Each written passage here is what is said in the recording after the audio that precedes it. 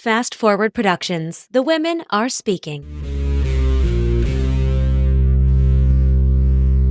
This is Initiated Survivor, where we share survivors' voices and our stories of recovery and reclaiming our power. I'm Kelsey Harper. I'm a clinical psychologist and a survivor, and I like to share helpful tips and skills about recovery from trauma. As a community of survivors, we have tremendous power to change the world, so thank you so much for being here. Here we discuss stories and information that is relevant to survivors of gender-based violence and sexual violence. These topics may be triggering and are for adult ears only, so please be mindful of your needs throughout.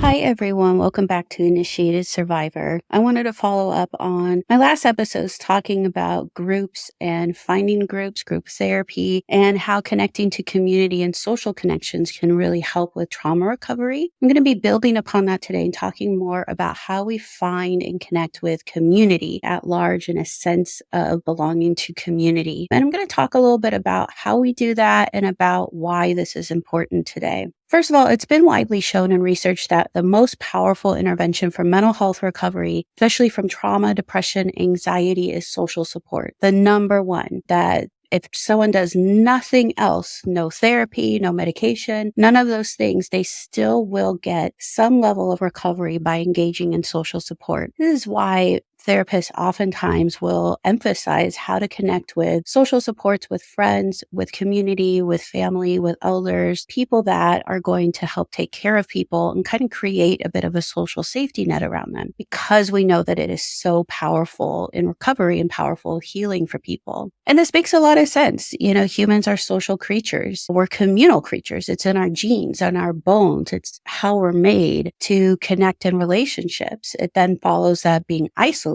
from community and relationships, particularly relationships that mean something to us, can lead us to feeling self-doubt, insecurity, depression, helplessness, hopelessness. This is part of our genetic makeup to respond to relationships and to also need them in order to gain support and to feel safe and functional in the world. Social support and connection is incredibly powerful and meaningful for our recovery and is all around good for our brain. In communities, we're more likely to have access to shared resources. So in a very practical way, it helps us with our survival because we're able to pool and share resources. People are able to play different roles so that we actually, as a community, are taking on all of the roles and able to function pretty well together. We're also going to have more resources that support health and well-being, and we also experience ourselves in response to and in reflection of others. And by experiencing ourselves responding to and reflected by others is a way that helps shape and express our values and our own moral code. That transaction and that experience of exchanging with somebody else and with a community and our actions taking shape in how it impacts people and their response taking shape and shifting how we feel, what we're experiencing, and how we respond. Those exchanges help shape our moral code and our values. And our values and our moral code are really valuable and important to us because it's actually how we understand ourselves. Our values and our moral code is oftentimes the thing that we come to when we are asking ourselves or other people ask us who we are. How do we know who we are? What are we looking for out of life? So often when we talk about things that make life meaningful for us or make life worth living, relationships, connections play a significant role because of the way that they shape our values, but also because they matter to us. We can feel in our instincts, in our bones, in our emotions, in our deep psychology that relationships and a sense of connection, a meaningful connection with others, is incredibly important and valuable and something that we really want. So an example that I have, a significant part of life that makes my life worth living, is opportunities to be creative and express myself through writing, music, art, and experiencing in general like a sense of awe and wonder in the world. These are the things that when it happens, it makes me really feel very happy that I'm alive, that I participated in the day, that I'm in this moment, in this space, when I'm feeling that sense of awe and wonder and playfulness. Well, those are all things that I can do on my own. Like I can write my own stories and poems, I can read books, I can go out on hikes, all of that kind of stuff. Experiencing art and creative expression also requires requires the presence of an other to witness and also express in response. There's a transaction and an interaction that makes that creative expression so much bigger and so much more meaningful, that not only am I creating something and witnessing that myself, I am being witnessed by someone else, and I am witnessing how they are witnessing me, how they are experiencing me and my creativity. So what makes creative expression so moving is the connection we feel to others, feeling seen and heard by others, feeling understood, having experiences translated in ways we can relate to and connect with, to ultimately say we see and feel each other here in this world. Even right there, we can see why it is so important for us to have community as part of trauma recovery, especially as survivors, is to see and feel that we are present and that other people see and feel us too, that we are here and we are effectual, we are powerful, and we matter. Community makes life events stand out as significant as well, whether it's like the turning of the seasons, holidays, different cultural experiences. These are all things that feed and are fed through community. These are all things that we share together and create community as well. Our community engages in these things and make these things possible for us. Celebrating a success, whatever that success is, feels really, really good when our community is there. And oftentimes our community being there is what enables us to celebrate something. Regardless of how we connect to others, we are all citizens of this world, and we all play vital roles in how things operate in this world. And that brings us back to our sense of values and moral code. Regardless of whether or not we feel a sense of belonging or we feel connected to people, we are playing an effective role. And I think that my experience with many people, especially just my own self, is that I want to have a significant impact on the world, or at least an impact on the world. And I want to be very mindful and deliberate with that impact that I have on the world. And so it's also very important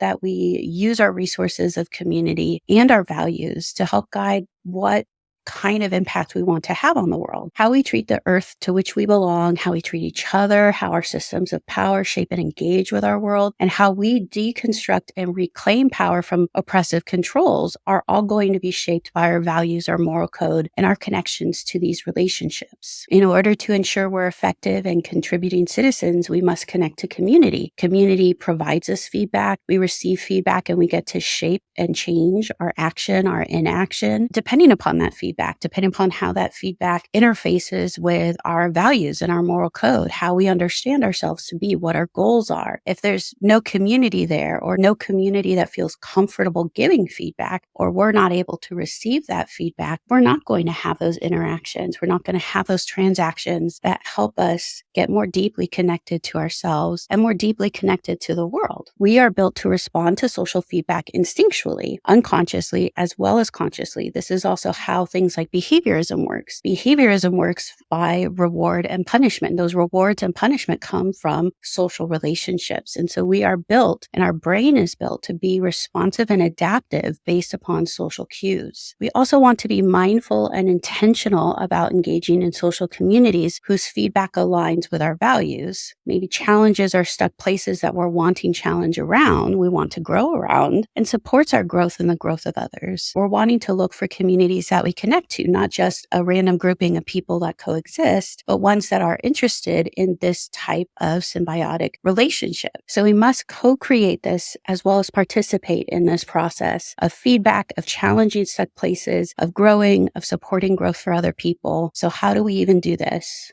Like, how do we find community like this? As adults, finding and connecting to community can be really difficult. As children, often our communities are shaped around contact and convenience. We had friends and community at the schools we attended, and groups or extracurriculars we participated in, or that our families kind of lined us up with, often, in a way of offering childcare while our caregivers were at work. These are great places to learn and build social skills around developing communication, cooperative engagement, repairing ruptures in relationships, and how to make and keep close relationships. This may not actually happen, though, for folks who experience trauma and abuse in childhood or complex trauma. Social skills and competency in social skills is often sidelined out of interest of prioritizing survival. When we're in a trauma mode in our brain, our fight, flight, freeze, and appease, and if we're in that constantly, our brain and our body are going to prioritize whatever the skills we need in order to survive the environment over something that is much more complex and abstract, like socializing, that isn't as necessary to immediate survival.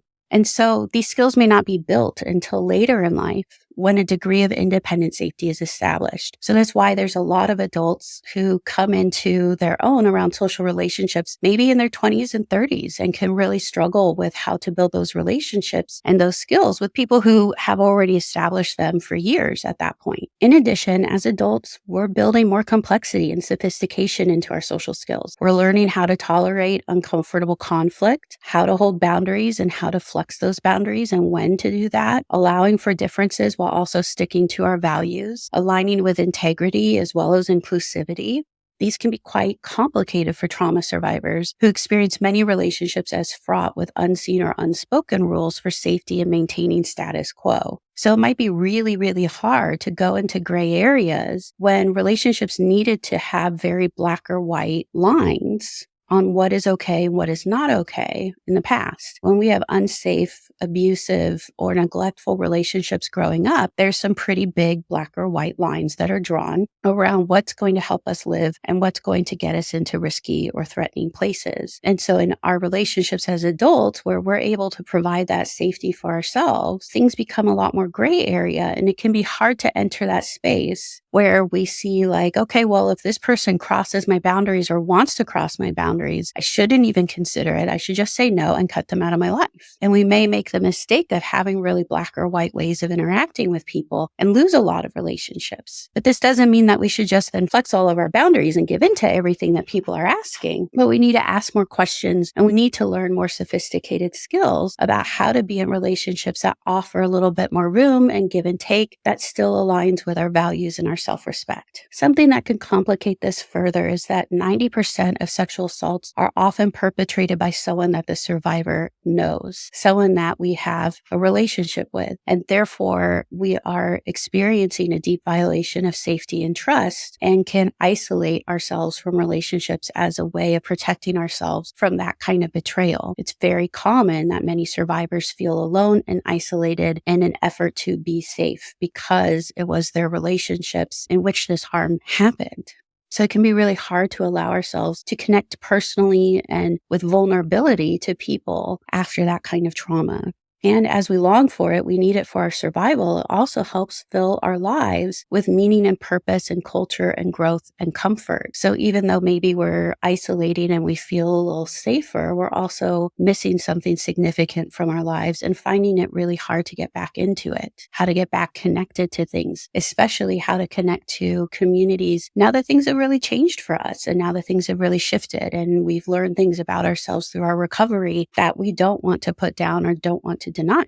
So sometimes we make friends through community first, and that can seem a little bit backwards of like one way to make relationships, one way to build community is to have community. But as communal creatures, it can be easier to show up to group events and workshops and meetings and ceremonies and connect with individuals there to make closer relationships with that share interests and values than it is to just like make friends out in the wild and build community from there. It's another way that we create that sense of like a captive audience that we had as kids at school, but with a little bit more specificity. So for example, this can be like going to an art class and knowing that everybody in that space at least shares this one interest of art with you. And through that class, you're going to get to know people and what their values are, what things are important to them, what are their interests, how do they tend to interact with people, and you start to get to know them through that. We also may have cultural groups or spiritual practices that also connect us to other people. It becomes a shared space and a shared understanding, or sometimes also a shared history that helps us with really being able to connect. And through that can also build other connections to deepen the relationships and make them more personal and allow for that space of vulnerability. It can be hard to identify our own personal values when we spent years or sometimes our whole lifetime focused only on survival and not on experiences to better understand who we are and where we fit in this world. So in order to do that, in order to connect to our values, we start very simply by following curiosity. And that can seem overly simplistic of just do things that you're interested in. And while that's a part of it, it's actually noticing has these skills with it of how to notice, how to observe yourself, how to be mindfully present in the present moment and with your own senses in a way that is not activating or overwhelming you.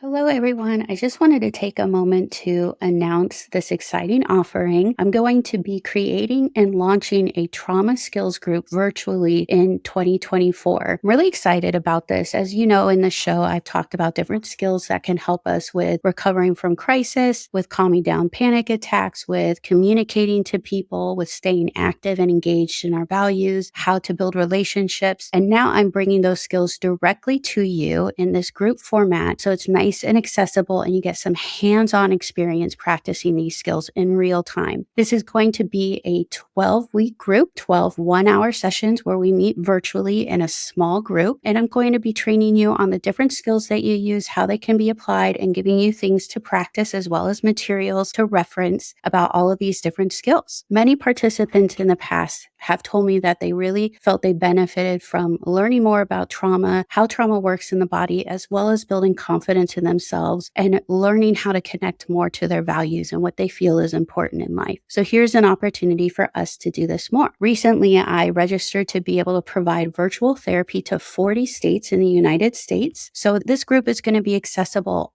all across the United States, which I'm very excited about. I am going to be capping the size of the group to keep it small so that we can be a close community of trauma survivors and build effective relationships in there, and so that people feel safe and secure. If you do sign up later, I'll have a wait list for the next time that I'm running the group. Now, to start the group, signups are going to start January 1st, and from January 1st to January 31st is early bird signups, where the whole session, the whole 12-week session, is going to cost $1,080. That turns out to be about $90 per session. After that, starting February 1st, it's going to go up to its full price of $1,200 for all of the sessions. And so it would definitely benefit you to sign up early as soon as possible. If you would like to get more information about this, you can go to my website at www.drkelseyharper.com, drkelseyharper.com/group, or you can join my mailing list where you will get the link to enroll as soon as it opens up and can sign up right there. Thank you so much. I'm so excited to get started with you all. So this is where we have to pay attention to our window of tolerance. We need to use skills to be able to feel grounded and present when we're in a safe space. We need to be able to regulate when we're feeling that sense of dissociation coming on, or if we're feeling emotionally overwhelmed. Curiosity is not going to be something we can tap into if we're flooded with emotions. So this is something that we start in a safe space, a place that we already feel that sense of grounding. We start to notice, like, what does curiosity sound like for us? And what do I hear in my head? How do my thoughts go when I'm interested in a topic and I want to learn more about it? Is it just like I ask myself questions? That's interesting. I wonder what would happen if, or, I have these urges to take an action and see what happens. What does curiosity sound like and look like? But following some of those thoughts and those sensations of curiosity can sometimes be like butterflies in our chest or our stomach, or this kind of tickling down our shoulders and our arms. These are all wonderful things to notice and to practice being able to sit with, because sometimes those are also things that can be mistaken as anxiety. And so it's also good that we practice this sitting and observing our senses, our thoughts, without engaging in them, without the pressure to take action, and just notice, what does curiosity feel like? So then we also start talking about those things with people around us, whether that's the communities we're already connected with, people in our lives, as a way of practicing opposite action to shame. This reduces our sense of embarrassment or vulnerability around these things and practices skills for opening up to other people. And as we're sharing curiosities with people, they're going to share those with us too. And that might open up more ideas or more things that we're interested in, but also help us think about things in a different way, especially when we're talking about morals or values, things that are more abstract and really complex. Getting that dialogue going, where someone is going to challenge you and help change your perspective through what they're saying, and they're also willingly showing up in the conversation to change their perspective too, then we get to go through this growth together around really understanding and knowing and fine-tuning these values. And curiosities are ways that we also connect with passions. So we want to reduce our embarrassment and our vulnerability around things that matter to us so that we feel comfortable and confident pursuing them. But also, when we share these things with people, they actually actually might be able to network us in to places and opportunities and resources that offer these things or offer the next step towards those things. So this can really help us start taking action on our interests and values, and therefore starting to connect with communities of shared interests and values. So again, for me, coming back to creative expression, this was with writing groups.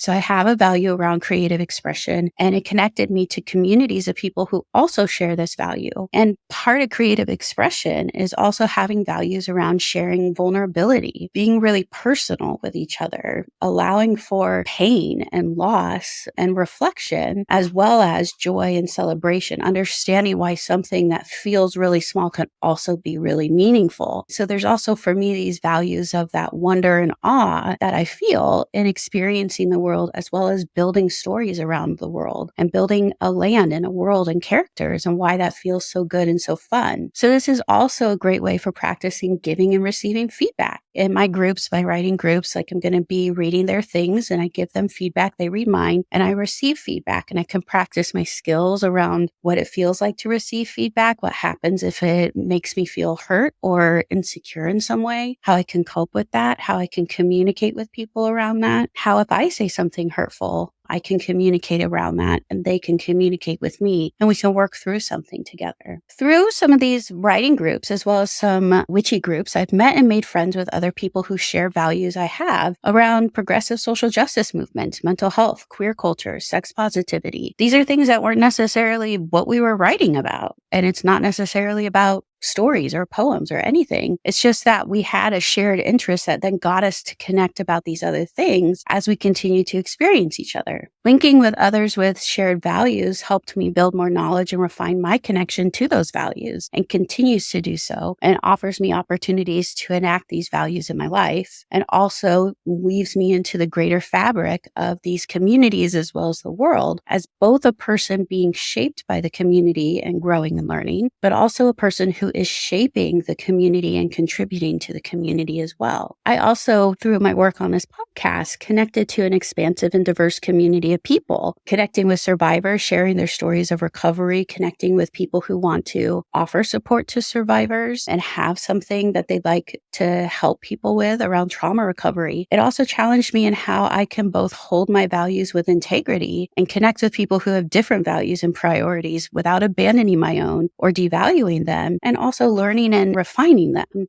or challenging some of these maybe beliefs that I held and assumptions that I stuck to that weren't actually fitting with my values. So this has become really helpful for me when I discuss those discrepancies in values with my guests or with people that I'm working with, and engage in dialogue that helps us connect in our overall desire to create and build a better world, and also identify that we're at different positions in how to do that, and how do we understand that and how do we work with that. It's that calling in and being called in that happens there. This is particularly important because while we're connecting over shared values, we don't want to enclose ourselves in an echo chamber where we only hear agreement and affirmation, which is something that can happen, for example, like on social media a lot, is that our algorithm gets shaped to just reflect back to us the things that matter to us, the things that we feel, the things that we believe in, and we may not hear or even get any kind of information about a different point of view. And that's something that we can actually do in community, because all kinds of people from all kinds of walks of life with all kinds of values are going to be in communities together. And part of being in community together means that all of these beautifully different people also find a way to feel a sense of belonging to the same community with each other. And so that helps us understand a little bit more about humanity, human nature, about empathy, things like that, but also how do we manage and change and grow in these values and what we offer to the world and to ourselves. I do believe that as people, we all want to be challenged to grow and to learn and to be better, that this is a universal human value, and communities are safer places where we can challenge ourselves and others to do the vulnerable work of admitting mistakes and admitting our oversights and to grow. Beyond this, we can find very deep connection and meaning in coming together with cultural communities we identify with. A lot of folks may have very limited connection to their cultural communities, often due to global colonization that imposed acculturation and conforming to imperialist culture. And that can be that sense of not really knowing what your history is, what your ancestry is, or understanding ancestry linked with culture and cultural roots. So this can mean going back into some family history, spiritual history, community history, and connecting to those things. things. We can think of our ancestors as those we are genetically connected to in history. And I've also had somebody reflect to me that our ancestors can also be thought of as like wise elders that belong to communities that we connect to. For example, wise elder writers, artists, musicians, leaders in social movements, as well as other communities that we connect with. So connecting with our ancestry, whether that's our genetic ancestry or maybe our cultural community ancestry, can also find and provide pathways to community.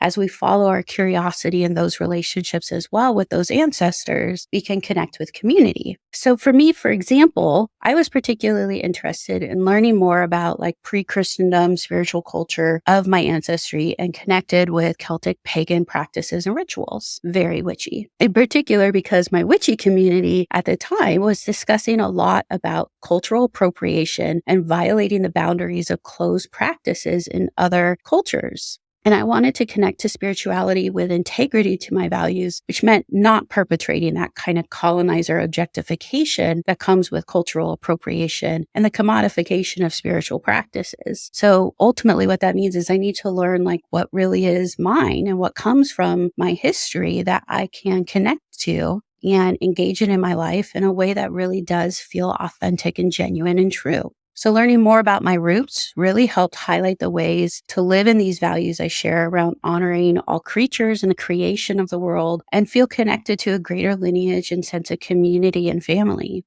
It has also led me to connect with other paganish, that's what I call it, paganish folks like me to share in ceremony and ritual and the awesome feeling of being in a moment of oneness with the natural world as it is together with others. In these communities, we also have the space to have challenging dialogues around important topics to creating the world we wish to belong to as well. When we feel safe in our vulnerability, we're also safe in getting to challenge each other to change and grow, to challenge others, to challenge ourselves, to receive challenges from other people. Skills that helped me connecting to personally vulnerable communities included a lot of non-judgmental stance, like not judging myself for being awkward in my behavior, being an introvert and having a hard time with some of those initial small talk conversations. This radical self-acceptance around being a normal, flawed human and how being awkward and flawed actually helped other people get to know me better. And it also helped me to get to know them too. As uncomfortable as it is, that I get to see like, how does this person respond to awkwardness? Is this person awkward like me too? And we're going to need to take this relationship at a pace that we're both comfortable with. Does that also mean though that they're an introvert as well? And maybe they share some of these other more introverted interests and connections that I do as well. This also helped with getting through a lot of challenging experiences that nurture growth.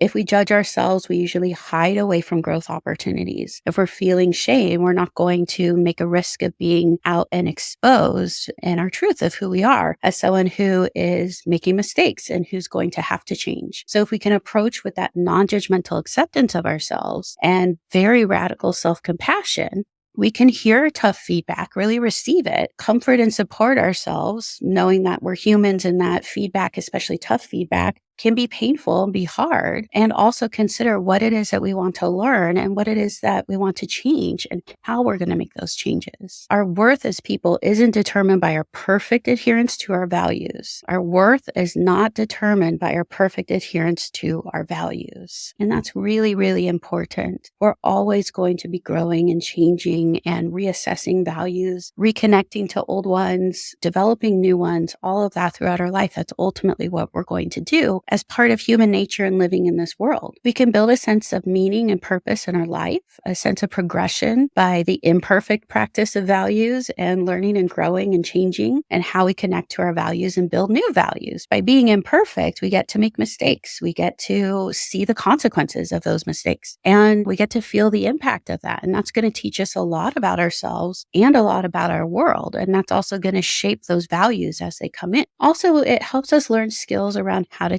titrate experiences. Titrating is like to take things in small bits or small bites rather than doing a big thing that's overwhelming to our system. We break it into small pieces so that it's something that we can take a little bit at a time that we're not going to get overwhelmed by, but we're still going to make progress towards our goal. This can be really, really valuable to bring in around creating relationships, connecting to community, especially when we're feeling overwhelmed or we tend to socially isolate. That socializing is energetically taxing, and especially with new people, new groups and communities, and especially when there's anxiety around being vulnerable. So titrating these experiences in a very self-validating way, taking breaks and allowing ourselves to have space and comfort zone helps us recharge and regroup and keep going. The radical self-validation is really needed here, which is to say, like, it's okay for me to feel what I feel. If I feel like I can only do 5 minutes in this, it's better for me to do 5 minutes and take my break and go home than it is to try to push myself to do 10, 15, 20, 30 minutes or a whole hour and to get overwhelmed and shut down and not feel safe to be able to approach this group or this activity again.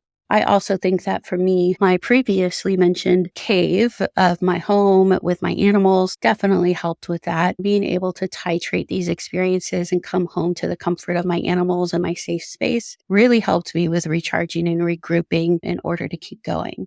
Coming back to self-validation, it's something that is maybe the most important skill here. I often would criticize myself for not enjoying or wanting to do super social things that other people seem to like. And I just kind of chalked it up to social anxiety and avoidance that I should just push through. Like that this is just an anxiety issue. And if I just kind of keep going and challenge myself, eventually I'll be just as comfortable as all these other people doing this. And I'm going to ultimately love this activity. It could be something like going out to bars or parties or something like that, where there's just tons of people and tons of noise. And it's never really been quite my thing. And this doesn't mean that I never go do those things or I don't like them, but more just that going out with people that I don't really know very well or going out with the purpose of meeting new people, that might not actually be the space for me to do that. But with invalidation, that invalidation is telling myself like, well, your fear is not legitimate. Your anxiety is not legitimate. Your discomfort's not valid. So you're just going to do it anyways. And sometimes that seems like a healthy, helpful skill, that opposite action. That would be if it was important to me to be able to go to bars, to be able to go to parties, to meet people, then maybe I would practice that opposite action. But if that's not actually what's really important to me,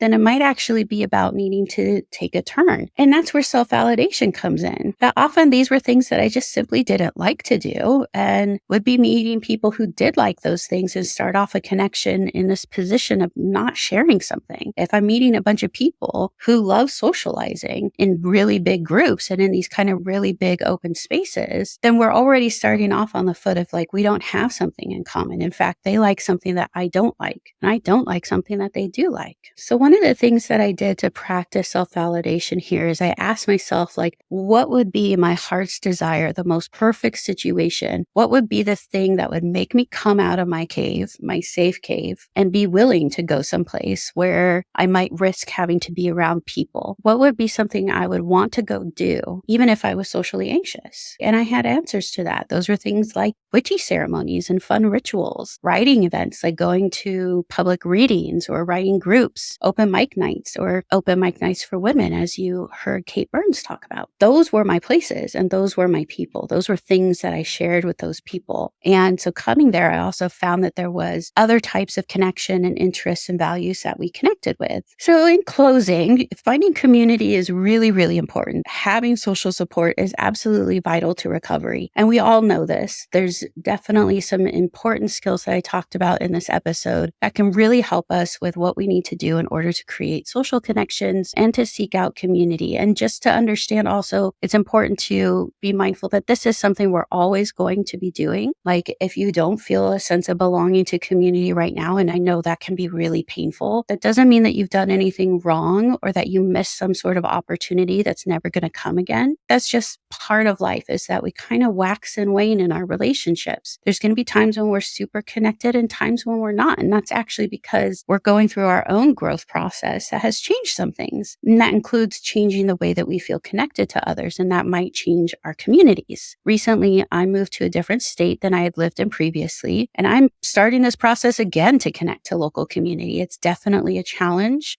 It brings up a lot of anxiety and self-doubt, but I also know that I feel most at peace and content in my life. I also know that I feel most at peace and content in my life when I have a sense of community and connection. And it's really easy to go through tough times when I know that there are people out there that know me and know what's going on. It also helps me go through any kind of time to have a sense of purpose in supporting other people. That not only do we need to receive support from others, but we also like to play purposeful roles, and supporting other people helps us feel needed and important and meaningful, just as receiving support can make us feel important, needed, and meaningful. So thank you so much for listening to all this about community. I would love to hear from all of you at any time. If you want to respond to this or follow me on any of the socials and let me know what are some of the wonderful communities you've connected with. What were some of the skills that really helped you with getting connected to that? So as survivors, we can share all of this with each other and really get more woven in. Thank you for joining us. Thank you to Sam Valentine and her team at Fast Forward Productions for editing, producing, publishing, and all-around podcast magic that makes this podcast possible. If you found something that resonated with you, please rate and review on your favorite podcast platform. This simple but meaningful action really helps increase the visibility and accessibility of this podcast to survivors and allies that may be looking for some support and connection. I love connecting with listeners and allies, so please feel free to share this episode on your socials and go ahead and tag me in it at Initiated Survivor or at Kelsey J. Harper. A final but very important note: while I am a clinical psychologist, this episode and this podcast does not constitute professional mental health care or therapy, nor is it a replacement for professional therapy. This podcast is for entertainment purposes only. The podcast host and the guests are not rendering professional advice and should not be considered to have developed a professional relationship. If you are looking for mental health care or professional help, please seek it out. We have some links in the show notes that may help you with that, or you can contact your insurance carrier directly for referrals.